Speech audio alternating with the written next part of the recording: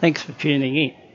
I was just looking back on some old files and come across this one. And back in 012, or a bit over 6 years ago, this was the very first Enfield I bought, and it was a black chrome. And if you look back, it was only 6 years ago now. But since then, I've bought roughly 15 new Enfields, and this was the one that kicked it all off on my quest for chasing Enfields. And I had a lot of fun on these Enfields. So since that day, I've bought, I don't know, 12 or so classic 500s in the chromes.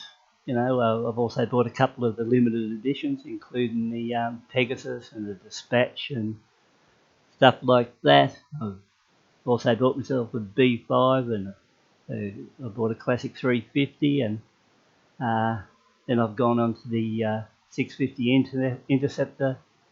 Had to go at the Continental GT 535.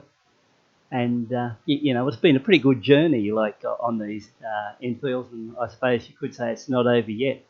Prior to that, I had a really long run on cars, and I have all sorts of, fair few exotic cars and stuff like that. But after a 40-year break, I swung back to motorcycles, and once I got onto it, for some reason I bumped into the Enfield brand and just fell in love with them and really enjoyed the thrill of being out there riding a motorcycle again. And sure, had some good cars in the line of high performance stuff, like a few good BMWs and Lotuses and Mercedes, and some high end cars like that. But when it all boils down to it, nothing beats 27 horsepower out along the road, and you can have as much fun on 27 horsepower on a bike worth $10,000 and a car worth $50,000 or $80,000. So I find now that I much prefer to get in on a motorbike and go for a burn around the paddock or out on the back roads, and I get more fun out of that. And